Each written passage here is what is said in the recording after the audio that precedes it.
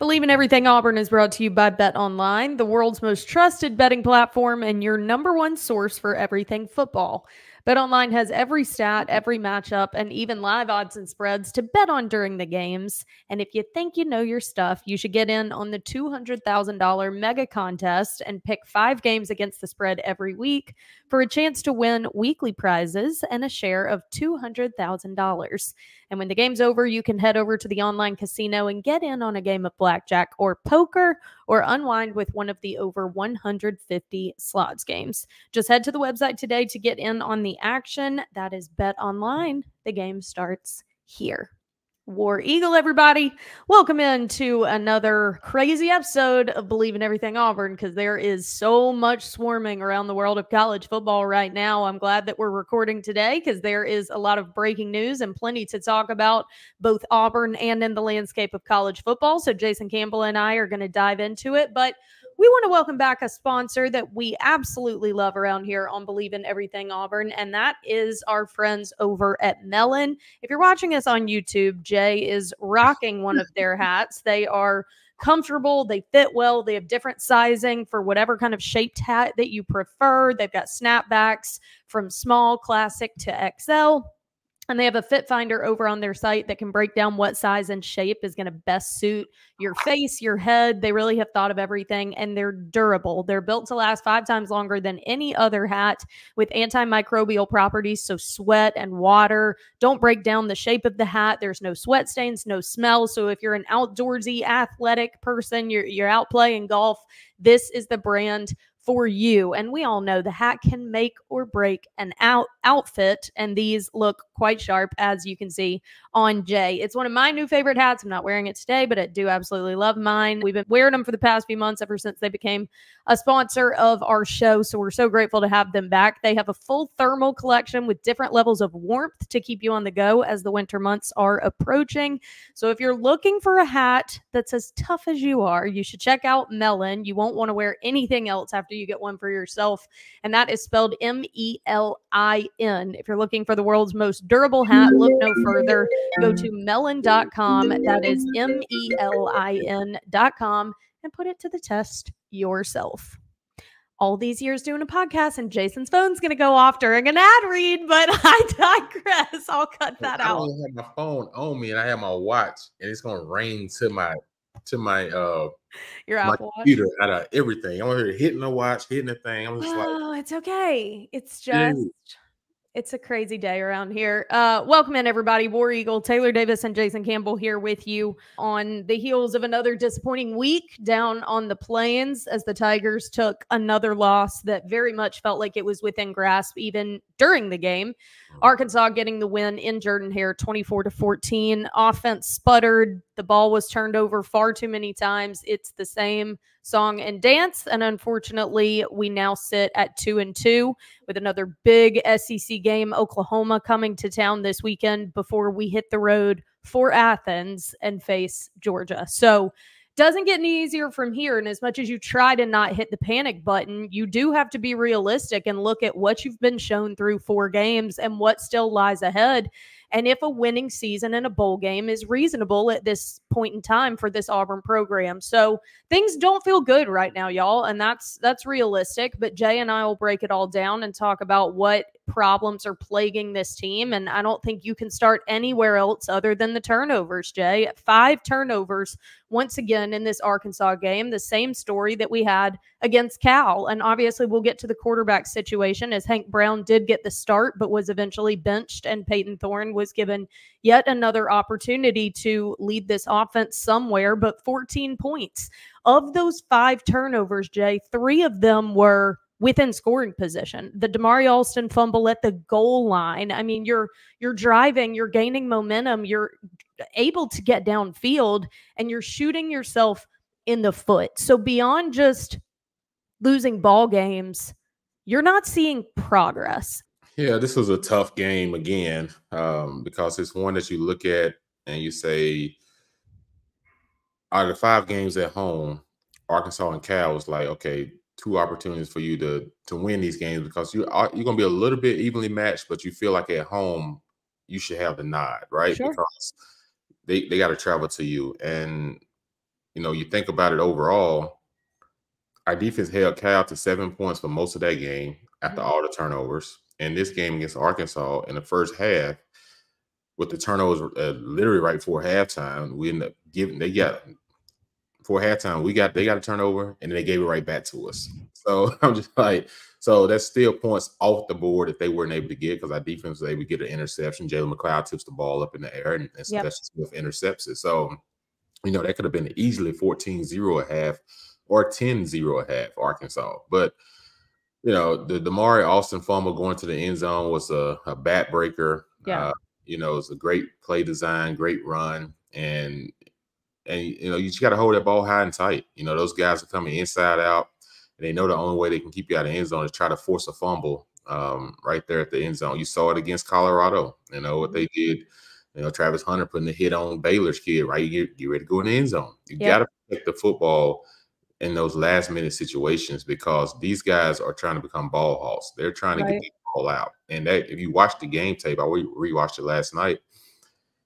He wasn't even trying to tackle Damari. He went straight for the strip. The strip, yep. And he got it. He got it out. So you have to know as a running back in those situations, keep that ball high and tight at all costs. And if anything, put two hands on it in that traffic. 100%.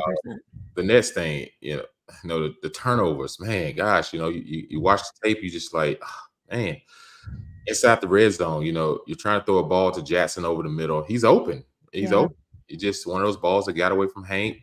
Threw it high and too far in front of Jackson. And of course, TJ Metcalf was able to get underneath it. Did he trap it? Whatever, that can go. We can argue about that all day long. But at the end of the day, they stuck with the call on the field because it's not enough evidence to overturn.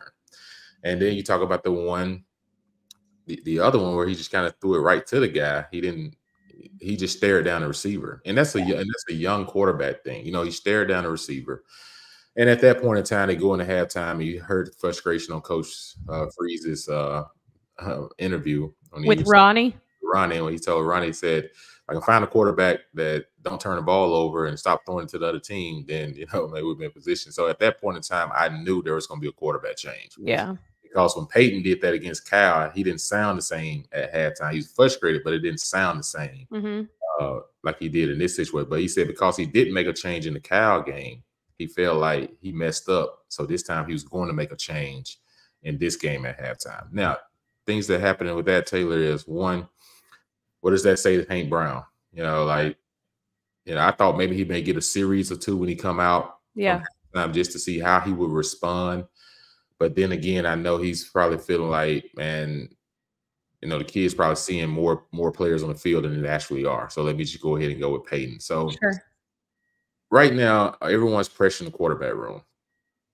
Cam Coburn will tell you 10 out of 10 times, like, he got to catch that ball. And he's a freak of an athlete who can make those just 10 out of 10 times. And he's better than that. That was not a bad throw. I watched the film. It actually was helmet high, right where you kind of want the ball to be to get over the linebackers and everything. He catch that, he might go out the backside. Yep. And it may be a gain of 40 or, 25 to 40-yard gain because the corner is nowhere near him. The safety is too deep. So if he just catches that, he's going. It just makes me wonder where he come off a shoulder injury. He missed the game before. And was he afraid of taking a hit on that same shoulder and injuring it worse? Because it was kind of the same ideal spot that he got hit the first time. When he hurt the shoulder. So it's just things like that. As you look at the film, you just be like, dang, like where it sits nationally in a lot of things in offense. We're averaging almost 8 yards per carry. We're, like offensively, we're up there in the numbers rank wise.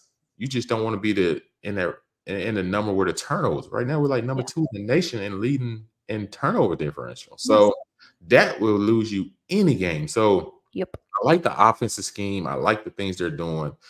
We're just missing open receivers. We're overthrowing guys. We're getting balls intercepted. We're not catching it. We're fumbling. So it's everybody. You got to get off the halt where it's just the quarterback. Yes, the quarterback is, putting the ball in harm's way in the wrong times in the red zone. But at the end of the day, we're fumbling the ball. We're dropping the ball. So everyone's got to focus in and lock in on the details and stop getting bored of doing the little things over and over that make you a great player. Yeah. To your point, I don't know how you expect to win or contest in any of these big matchups when that's – and one game, being turnover happy is one thing. 4 games in is part of your identity when you're 2 power conference opponents. You've got 5 turnovers in each. Like, that's part of your identity now. And that's a really difficult place to come out of. And back to my kind of intro with this, Jay, it's more than just 2 losses and Auburn fans every year being optimistic that this is going to be the year and we're going to contest every year. We're all aware that we head into seasons with crazy high expectations. But the problem that I'm having is, where is the progress? Where is the step forward? We're sold by so many, not just Auburn, but one of the most often spoken concepts in college football is that things take time. We're building this the right way. If you're not watching on YouTube, I'm putting air quotes around all of this. Those phrases are utilized a lot. Is it true? 100%. But how much time and what exactly are you building if what you're seeing in power conference opponents, a true test? I'm not taking anything from Alabama A&M or New Mexico. How can you when the 2 losses are giving a completely different story and those opponents are closer to the caliber of yours? So, like, that's what you have to match up to. And when those narratives are so strikingly similar to what we were doing last year, even with all of these additions and improvements and changes to both the staff, the roster, recruiting, culture, all of it, where are the steps forward? Maybe they're not going to amount in losses, but why does this look so similar to the same problems we were having last year? Well, because you still got the same leadership you had last year. And when I talk about that, everything kind of starts with the quarterback position from that standpoint. Okay. So you mean on team leadership? Let's make that clear. We are not coming for the Hugh Freeze crap talk. Yeah, not Hugh Freeze, not the coaching staff. I'm talking about players, team leadership. Because at the end of the day, coaches can call plays, they can be on the sideline, but they can't play. Yep. And players are the ones that's on the field. So if you feel like things are unraveling, you have to come to the sideline. And it can't be a coach all the time. Guess what? The coach had the iPads now. They're trying to look at the iPad to see like what went wrong. Right. Before, they didn't have the iPads. They kind of just wrote a note and they go over there and they get onto you. But now they're trying to look at the play before. And so players have got to come to the sideline and grab each other and get into each other about like, hey, paying attention to details, doing what you're supposed to be doing, not being lackadaisical on these turnovers. Like, it shouldn't be a turnover machine the way we're having turnovers. And at the end of the day, you have to, if you got a C on your chest, which Peyton Thorne has a C on his chest. Yep. If you have a C on your chest, then you have to start doing things like a C on your chest. And it's not just your performance only. Yes, that's a big part of it. But a lot of it too is when you come to the sideline, you are a senior. There are other guys on this team that need someone on that offense to step up, whether it's Jarquez, whether it's, one of your offensive linemen. It doesn't matter. Somebody has got to gravitate these guys on the sideline when you start to see these things start to spiral out of control, because it becomes one bad series to the next series to the next series. And it's not stopping, because you come to the sideline, everyone kind of goes to themselves and they put your arms around each other and say, hey, you got it, you good. That's not good enough. You know what I'm saying? Like, that's gotten us 10 turnovers and 2 losses. So facts. The demand of the player has got to be better. And when it comes from a coaching standpoint, if you are in coach position, the thing that he probably can do better is, okay, if I see my quarterbacks kind of unraveling a little bit, let me just run the ball a little more, because I know he wants to score points. I know he got guys on the outside that he feel like can get the ball in their hand, that can be explosive. But sometimes you just got to slow the game down for your players and slow the game down for your quarterback until they can get back into a comfort zone and not be rattled. Yeah, because all of the targets in the world don't matter if you don't have a guy that can get them the ball. And this is why this comes back to bite you a little bit. And you and I talked about it a lot in the offseason, because I've never been comfortable with the quarterback room, and I don't think a lot of people have. And for some reason, this coaching staff hitched their wagon to Peyton Thorne. Now, I do think a false narrative out there is that Auburn never looked at other quarterbacks. That is not true. There were considerations made. There were efforts put in, but it was going to have to be a lights out hit, i.e. a Cam Ward, a Riley Leonard, something like that, because there was belief in Peyton and there was value to the fact that he had been there for a year. The risk you took in that seems to be showing itself in season because you don't feel confident in any guy that you have in that room behind him. And at this point, I don't believe you have as much confidence as you're claiming you do in him. If you look at his numbers from this game, you'd think like, okay, that's not a bad showing. A lot of that, the yardage, first of all, included a 67-yard touchdown run from KLS. Like his numbers were kind of skewed because 2 of the plays were explosives. Yeah. And it really kind of kicked in his last, 7 passes were completions. When you get into almost like a 2-minute drill, that's usually when you're clicking on all cylinders. Before that, he was like 6 of 14. So only 1 interception that honestly wasn't really his fault. But the number line really doesn't tell the story. It's not like he came in and was lights out either. I think Auburn's reality is Auburn doesn't have a quarterback. And the thing about it, you don't even have to have a hero at the position. You just need someone that knows how to protect the football and be serviceable at this point. Because if you keep the field goals, we're winning these games. Yeah. Because you're in scoring territory, but you're taking points off the board every time. Mm-hmm. And then on top of that, we're not getting off the field on 3rd and long.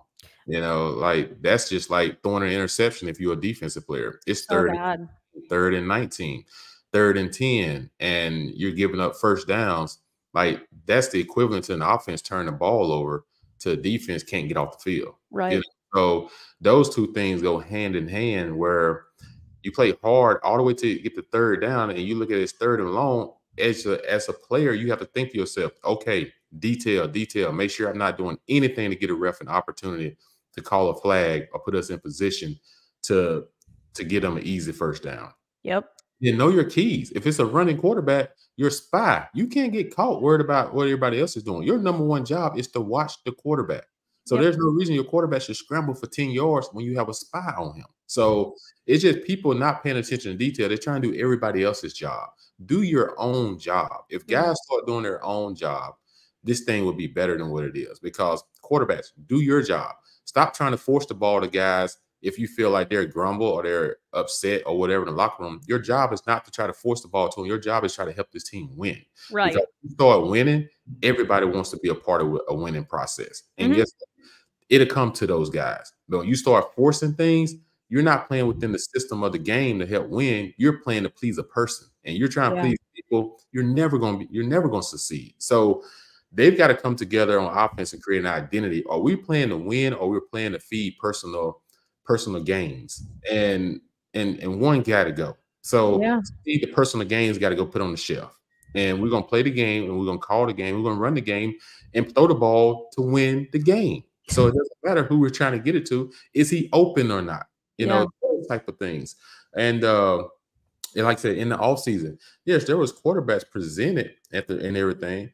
But at the end of the day, coach felt like he felt more comfortable with Peyton Thorne. Why? Because he felt like he didn't come in for a full offseason last year. He said, well, got him in the summer. And then he rushed through the season. And so he felt like with a whole offseason, based on what he saw this kid do at Michigan State, he felt like if I give him a whole offseason, then we'll have an opportunity for him to be better. Where I paused at was the bowl game, because when I saw the bowl game, to me, I was just like, that's why I tell people bowl game still tells me a lot. Agreed. How you finish the season is very, very important because it carries momentum into the offseason. Had we had a good bowl game, we'd have been coming into the season. It wouldn't have. Had Peyton had a good bowl game, it wouldn't have been a bunch of noise about the quarterback thing. They'd be like, better at the end of the season. So people would have had hope coming into this season. Reason Hank Brown name was brought up even in this position was because of how he looked in the bowl game. True. So that's all people had to go off of. So that's why it's so important, man, how you finish the season and everything, because that thing can come back to bite you if you don't really just honed in on the little details and be like, what's real and what's not real. Which is, I guess, another reason why it's kind of confusing that the commitment to the quarterback and the comfortability that the coaches apparently had, it was always confusing because of that point. And gosh, I have so much to say on this topic. It's hard to even keep all of my thoughts straight. Gone are the days where bowl games have the same importance. We've known that since the implementation of the playoff system. And this year, I would imagine it's even more so because of how many playoff spots there are. But gone are also the days of these players really giving a dang how they leave a program. It is so much about self now. Like, I can remember early in my career talking to teams or players that didn't have, a whole lot to close the season with, a smaller bowl or what have you. But it was always a point of conversation that, like, we know what we show in this bowl game, and to close out the season, our recruits are watching. Our next generation is paying attention to. And while we didn't live up to expectations this season and have the results we wanted, we want to set the foundation for what's to come, because I'm a proud alum and I want to see this place be better than I left it. Guys don't care anymore. Like, unfortunately, these guys that have bounced from place to place, how could they have that kind of allegiance to one place that they were at for a year because it was a business decision? That's not put into play anymore. And with the Peyton Thorne situation, I agree. I think a lot should have been taken away from the bowl game. And what was banked on so hard for this program without a really proven backup, even, I'm just still confused about. And I think that risk, given the state of the program, was far too high. And now you're seeing the consequences of it. Because, to your point, the leadership element, the player-led teams, any bit of that I have seen for Auburn has been on the defensive side of the ball. Guys like Eugene Asante, even guys like Keldrick Falk, who's a freaking sophomore. Right. None of these offensive guys are stepping up that way. You've got Peyton Thorne, who's a transfer and has been in limbo since he's been at Auburn. Hank Brown's trying to find his identity and what he is as a very, very young backup. Jarquez Hunter is one of the quietest guys on the team. He's not going to be that vocal leader that you need. Your center, who is often kind of a leader, is also a true sophomore who got thrust into action as a true freshman last year. I'm looking at guys like these tight ends that have been there for a long time. And, like, where is that intensity on the offensive side to not just lead the team, but take some accountability for the fact that we look far too similar to what we did last year, and we got to change this. All right. And we shouldn't look even close to what we did last year, because we went out and added talent. Like our talent is way better offensively this year than it was a year ago. And like I said, the numbers show itself where, okay, we're ranked nationally really good in offense, total offense. The problem is turnover differential. Like, to me, that's a mental thing. To me, like, you got to go back to practice. Like, are you practicing on these things really, really hard, and you putting an emphasis and a focus on it? And there needs to be some type of, like back in the day, there was punishment for fumbling the ball and turning the ball over as much. Yeah. So to the point that you just didn't want to do it anymore. So you put more of an emphasis on trying to protect the football at all costs. Or you have some time where the ball's tipped up in the air. Yes, you're gonna have that every now and then. You're gonna have a fumble every blue moon. Yes, but we've been fumbling since the season started. We've been throwing interceptions since the season started. So it's not like these things are popping up every blue moon. They're happening too often. So they have to try to find a way to work on these things extremely hard. Even you have to overkill a little bit in practice until you stop the flood. Right now, it's flooding in the turnover position. Even in our games we won against New Mexico, we still had turnovers. So you just have to just put emphasis on those things and emphasis on those things. And as a quarterback, like, you have to understand at the end of the day, like, you got to lead the football field with an opportunity for us to punt or kick a field goal. Like, your ratio in these games where we're equally talented, like Cal and Arkansas, and which we had a touch up in talent more than they did, and you're at home, why are you not winning these games? Yes. You know what I'm saying? Like, that's the thing. Like, you have to be honest with yourself. Look yourself in the mirror. Stop making excuses and saying, well, this and that. No. You take care of the ball first, because the ball touches your hand before it touches anybody else's. Right. Like I tell these guys all the time, I said, dude, we had 4 first-round draft picks because we put pushing the games on the sideline. We didn't there's games running may have 100 yards, Lat may have 50 yards rushing. There's games Lat will have 100 yards, running may have 40 yards rushing. There's games true. Games I would throw for 275 or 300, and then there's games I may throw for 165 because it just depended on who was playing, what was their weakness, and how we attacked it. Yeah. So it wasn't my goal to go out every week and throw for 250 or 300 because I knew we weren't going to do that. It wasn't running let's go to go out every week and rush for 100 yards because they knew that's going to be darn near impossible. Yep. Because, it was based off however the flow of the game is going, whatever it dictate, that's what we was going to attack. Our receivers knew they weren't going to have 100 yards gain all the time. We had 4 really good receivers. It's impossible for one of them to have 100 game every game. That's so true. You may have 7 catches this week. You may have 2 the next week. It's however it comes. But guess what? At the end of the year, when you look at it, you're going to be where you want to be as a team. And then you're going to look at your individual stuff and be like, dang, I ain't know our numbers look that good because you're so locked in and focused on the team. That's why I tell people I don't really worry about the records. My senior year, I could have broke all kind of passing records. There was 3 games I didn't even play in the second half because it was up. And there's a couple of games I played in the second half because we was dominating the first half. Coach didn't want to throw the ball in the second half. He just wanted to ball off. So I was like, so based off per attempts, my attempts was nowhere even close to some of these other guys' attempts when we come from that number. I said, so you got to get out of this. That's why I don't care about breaking records. What have you done in the midst of when you're faced with adversity, when you were faced with trying to lead a team, and how do you do things in that situation? Don't give me all this. You threw for 400 yards. Because most of the time, when you watch these pro games, they got thrown for a lot of yards, but a lot of them in 2-minute drill the whole fourth quarter because they 2 touchdowns behind. Yeah. Like, don't give me that. Give me a guy that people can center themselves around. And do we have that guy right now? But also to your point, like, I care more about what your team did than what you did. Right. And that's not the mentality of these players anymore. And in some regard, they're a product of the changes that they are a part of. And obviously today's news fits well into this conversation, and we're going to dive into that here in a minute. But putting a bow on this past weekend, it doesn't deserve a bow. Putting an end to the conversation about this weekend with Arkansas, what was also interesting, upsetting, those 2 games, Arkansas and Cal, were road games last year that we won both of. So you come ahead to this season, we have supposedly, and I agree with, improved the roster. We recruit better than both Arkansas and Cal. We have one of the best home field advantages in college football. 2 games that were wins on the road last season become losses at home this season with an improved team.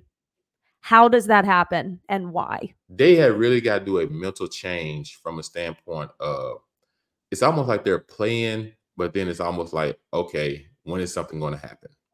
Yes, like you're waiting for the other shoe to drop. Right, they're waiting for something to happen. Instead of going out and just playing and just saying, you know what, I'm going to play to win and play extremely hard and not wait for when is something going to happen. Because we do it on defense too. Like defense, they're really good. But then it's like, okay, when is something bad gonna happen? Bust. Yes.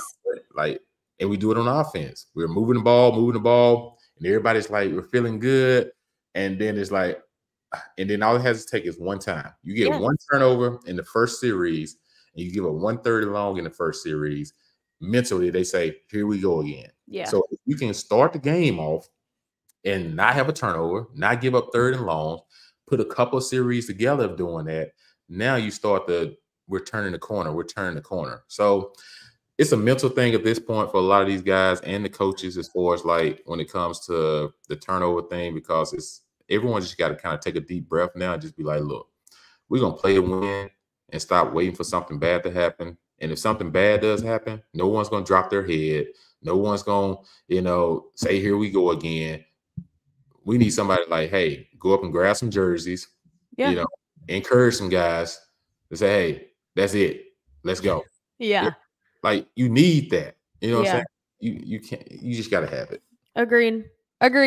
And I do think that the defense has done well. Obviously had a horrible injury to Champ Anthony. I am so upset because my guy was flying around to the football. He had just laid a, albeit brutal hit. Like it was kind of hard to watch right before that. But out for the season. He broke his tibia, and it was such a gruesome injury that ESPN couldn't even show it on the broadcast. It really is so heartbreaking because he's a guy who was really taking advantage of the opportunity that's been given to him as a young player, and obviously a secondary that continues to be a point of conversation. So continuing to pray for Champ as he works his way back, because he certainly was making his presence known. And that had allowed Keontae to move back. But now you lose Champ, and so it's really kind of him. And Kayan Lee is coming along, and I'll give him credit as well. But guys are going to continue to have to step up as if they weren't already. Now you're down a prominent member. And unfortunately for our offense, Oklahoma is incredibly efficient in creating turnovers. And as we know, that has not been our strength. They are coming off a pretty disappointing loss. It was a huge game. Oklahoma ended up losing to the Vols, but they have forced 12 turnovers. They are first in the nation. And obviously that is something that has been our Achilles heel, but their offense has struggled a good bit. And that is certainly something that we can relate to. They are changing their quarterback. They will be starting Michael Hawkins Jr., who got in last week against Tennessee. They benched Jackson Arnold during that game, and Michael Hawkins came in and was 11 of 19 for 132 yards and a touchdown. He is also more of a dual threat. So just like with Taylon Green, you have to be aware of this guy's scramble ability, and clearly he was able to find some sort of rhythm in the passing game when he came in relief of Arnold. So this will once again be a tough test. And as much as I hate to utilize coach speak, because when I receive it, it gets on my nerves, the age-old, it is more about us than our opponent, is so freaking true for Auburn right now. Like, it is truly Cal and Arkansas have not beat us as bad as Auburn has beat Auburn. We have been the reason for our losses. That has to get fixed. You fix your own inadequacies and the hindrances that you are putting in front of yourself in game. You address that before you address Oklahoma. That's my belief anyway. Well, self-evaluation always have to start with you looking at yourself in the mirror, right? So you think about this type of game, two similar situations where, Oklahoma both, except for Oklahoma quarterback, was a young guy. He's a 5-star, and he's being replaced by a 3-star. So that's why you can't build so much into the star stuff. Like, yeah, it sounds good coming out of high school, but once you get to college, it's a whole different ball game. You're almost like starting over. You got to re-implement yourself into where you're at. So, this thing will come down. You're gonna have a young freshman quarterback on the road in a hostile environment. Auburn fans that got to show up. Don't show up grown. I understand you're upset. I understand, but we can't change the past right now. But if we can go out here and try to win this Oklahoma game, you can start to change the narrative a little bit. Yes. Show up loud, show up very encouraging to these kids, because they've heard the noise enough now. Now it's time for us, outside, to try to encourage these guys to do better and everything. And it's not going to help if they walk in that stadium and, if they can feel like the, unease. No support. Yeah.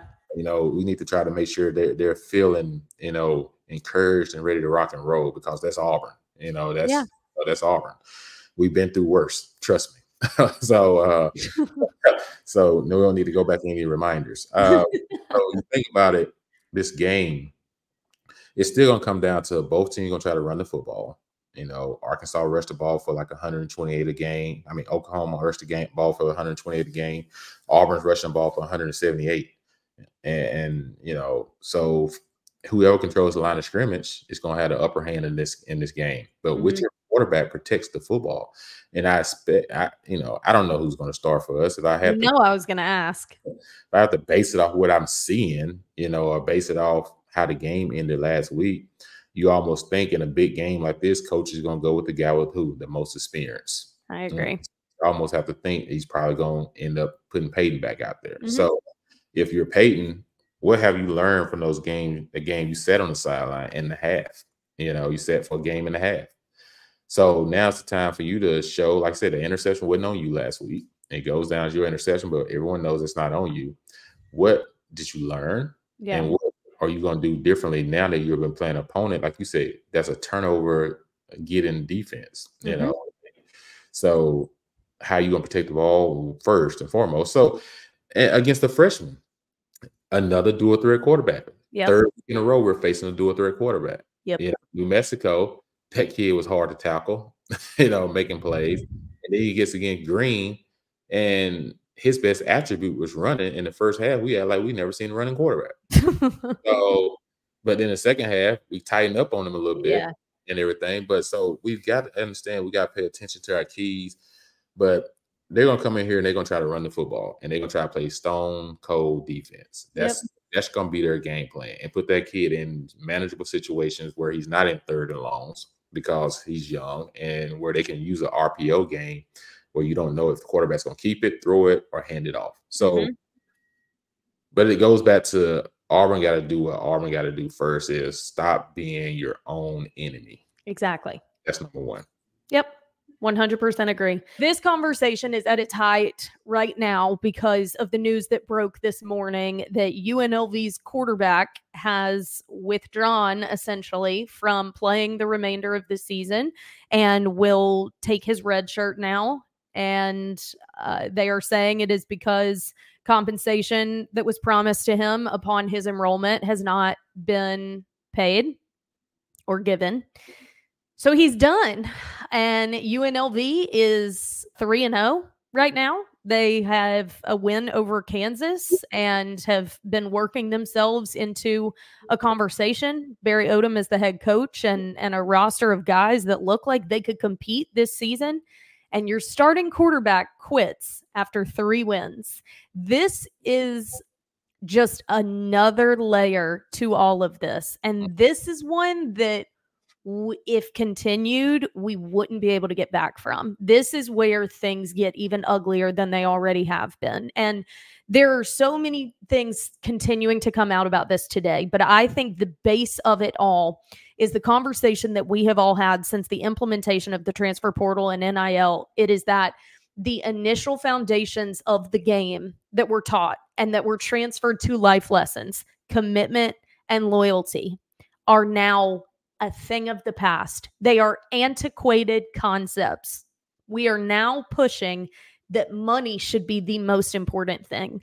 This becomes a bigger conversation than just college football. You work in NIL. You are the perfect person for me to have this conversation with. Initial thoughts on this news and how the heck we can try and fix this. Yeah, honestly, it's sad. It really is, because at the end of the day, you know, like I tell these guys all the time, like, you know, being in NIL is a great thing, but you see the horror stories like this, right? You know, the things where the kid is putting himself in front of his teammates where you're in season. You know, this is not something in the off season that should be handled behind closed doors. Yes. It ain't even been out in the public, but now that it's out in the public, that doesn't look well for you as a character person, because, you know, you heard Dr. Martin Luther King said before, you know, a test of times is not when a man stands, you know, when things are all going good, but when he stands in trials. Yeah.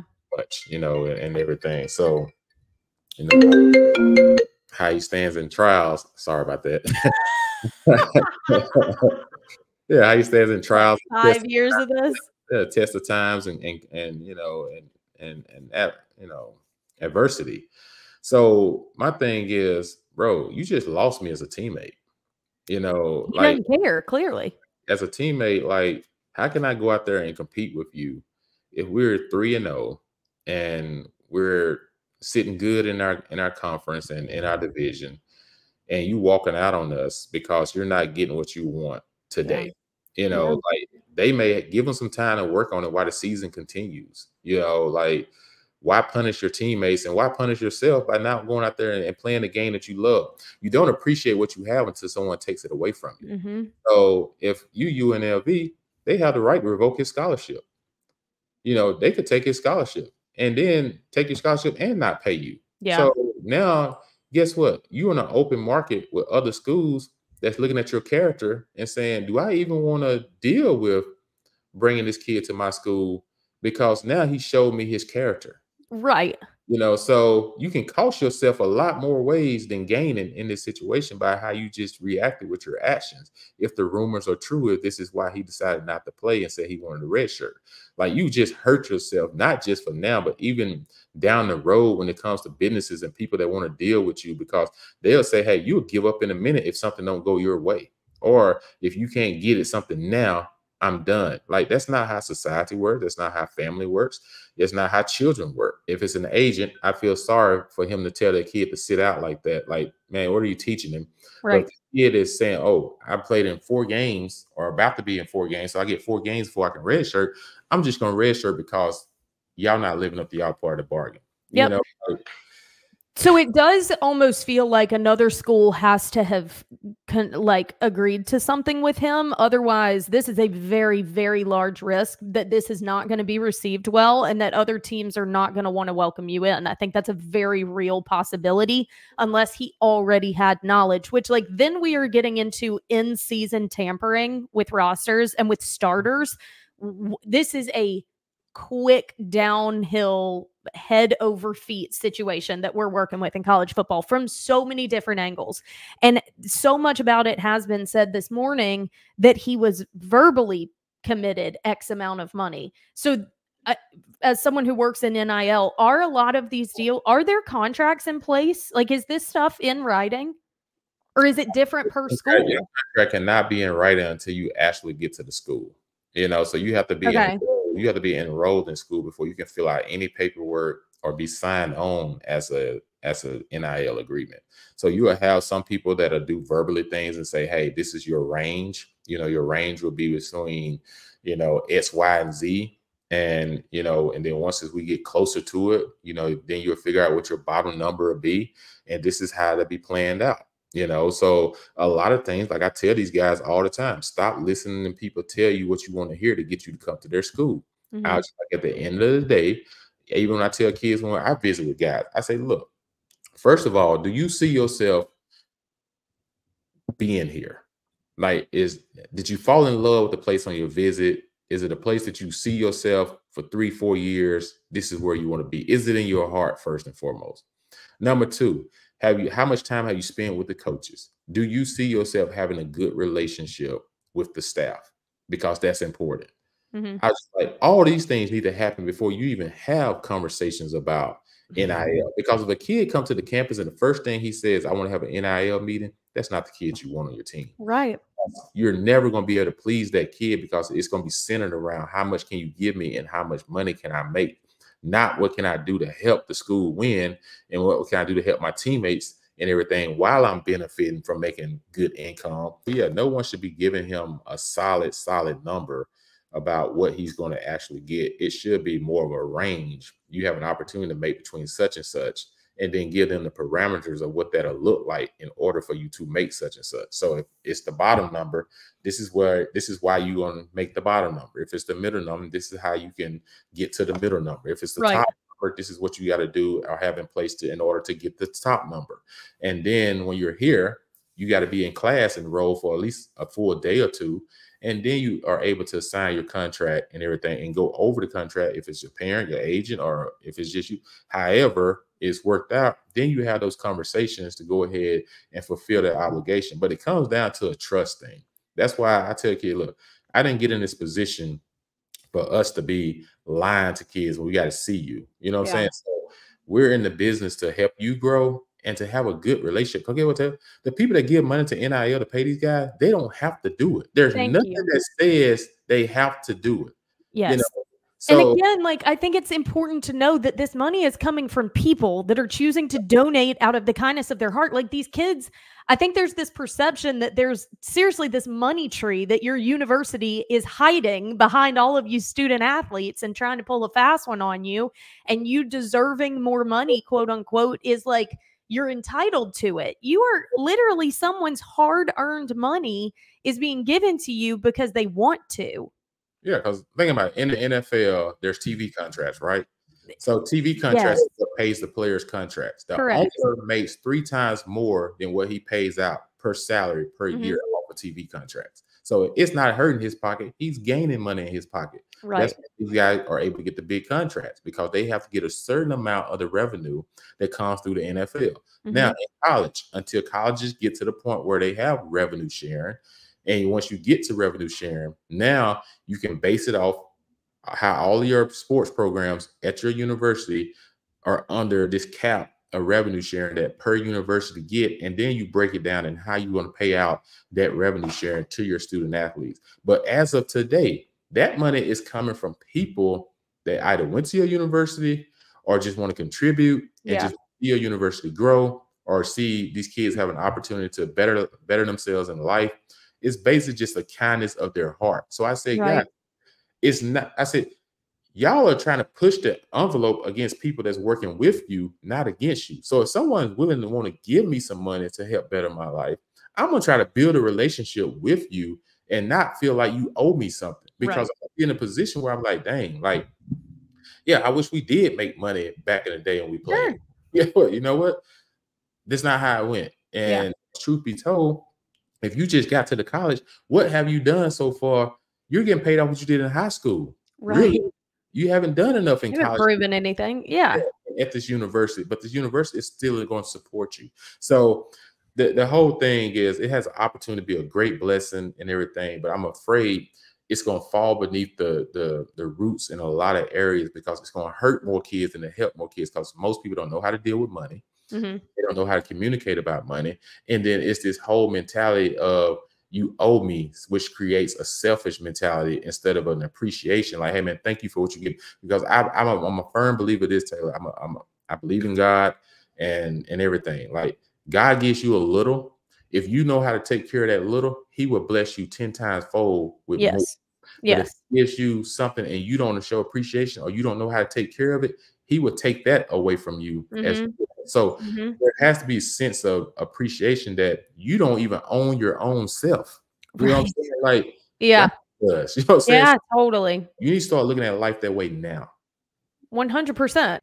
It does feel like this is a very slippery slope that college football could be on if we weren't already on it. Like we certainly are now because this could start a trend that head coaches and universities have absolutely no way to get back on track. And I think that it sounds like with this isolated situation from what has come out, and there's 50 million accounts going right now, so I'm sure the truth is somewhere in the middle, but it sounds like there are areas of fault on all parties. It sounds like the university has handled it incorrectly, the agent has handled it incorrectly, the kid has handled it incorrectly, and potentially another school has handled it incorrectly. So it sounds like there's just a combination of a lot of factors that were handled poorly in this situation. But I think the base of it all is the ability that this guy has, regardless of what's being done with the money, your ability to bail on your teammates 3 weeks into season when you've got a 3-0 record, that screams the loud problem that we all fear, that we are no longer dealing with teams, universities, pride of those two. It is a self-driven business now, and that's at that point we might as well be a minor league football league, a minor football league, or the amateur league. Not your college is almost becoming irrelevant. Well, the thing is, at some point, what's going to happen is do student athletes become employees of the university? Yeah. Like that's But then with a job, there's got to be there's performance reviews and actual companies, and the ability, like my contract at ESPN has full clauses of what is expected of me, and if I don't live up to them, my pay stops. And if they deem me needed to be reevaluated or that I've not performed up to standards, they can terminate my contract at any point. Go ahead. No, I'm gonna say it's the same way in NIL contracts. So in Yeah. NIL contracts, these kids have to do certain requirements in order to receive pay. So if they don't do those requirements, you get deducted at the end of the month for what you didn't do. And so if this kid is supposedly be getting money, and all of a sudden he stops doing things completely, like at this point in time, okay, he can say I'm not playing football, but if he does all his other requirements, guess what? He still has to get paid. So yeah, So your so play is not part of the contract? well, per se, it's not pay for play. So you're basically getting paid. Yes. You get paid off requirement. I'll just tell you how the NIL contracts work. Yes. So So that needs to be changed. right, Your so play should have an impact on your contract. NCAA say it's pay for play. You can't pay a kid off playing. So if a kid chooses to, I'm not playing, but he does all his other requirements, they still got to pay him. So that's insane. Yeah. So that's what I'm saying. There's no leverage outside of anything else. So if an NFL player does like these boycotts where some of them like don't show up to practice or whatever because they're trying to get a new contract, are they getting paid? No, you're getting fined. Okay. So what the heck? How did our banner just change? We are not Bleav in the Big Ten. I don't know how that just happened. Nonetheless, yeah, I think that the on-field performance should be implemented into this the same way, like the comparison to what the NFL guys are doing. Well, but you're right. The NCAA wants to claim it's not pay for play, and we all know it is. You have to become an employee of the school before you can probably get to the point where it says, okay, now we can run you like a salary cap, where your performance now does come into play because there's a salary cap. But right now, you're not an employee of the school, so it's not considered pay for play. It's about you doing your requirements and everything. So if he doesn't go out and do his requirements and stuff, yeah, they can ding him for everything he's not doing. Yeah. If he continues to not do it, then they can terminate his contract for cause because he's decided not to show up and do those things. So, you know, that's why I say, like, it's tough, man. It's tough. Like, the only thing from a school perspective they can do is just revoke his scholarship. Yeah. Now, his scholarship taken, and who got to pay for school? He does. If he's going to continue to be there, or he's going to have to leave and go somewhere else. But like I said, if he leave and go somewhere else, now your character's kind of been put out there on the wall where other players are going to look at you as being, you know, a selfish player. It's more to lose than to gain in this situation. Well, whatever they had going on, they should have handled that in a private manner. And before season, it's really baffling to me that this is happening week 5 of college football. But nonetheless, this conversation will continue to happen. I'll just say I would not want to be a head coach in college football right now. And that's a really sad reality. But they've got to get grips on so much of this. And Auburn has got to get grips on the ball and quit turning it over so we can hopefully get a win before we begin road play this season, heading to Athens next week after Oklahoma comes to town this weekend. So that is going to do it for us this week on Bleav in Everything Auburn. Thank you so much for listening. As always, subscribe if you haven't already. You can find us anywhere that you get your podcast, the podcast app, Apple, Bleav's website. You can also find us on YouTube if you prefer to watch video content. We're on Bleav's YouTube channel every single week. So we appreciate all of you listening and following along. Hang with them. As brutal as it has been this season, Jason said it best. Like they still need support. Jordan Hare needs to be rocking. We still have a lot of football ahead, and who's to say it can't get turned around this week. So support them. I look forward to breaking it all down with you next weekend. And another huge one, Georgia-Bama is this week, so I'm sure we'll have lots of fireworks to talk about out of that one in Tuscaloosa. Everyone in the Southeast, stay safe as well as this hurricane makes landfall. Make sure you're paying attention if you are in its wake. Don't take those things lightly. And we look forward to talking to you guys next week. War Eagle. War Eagle, everybody.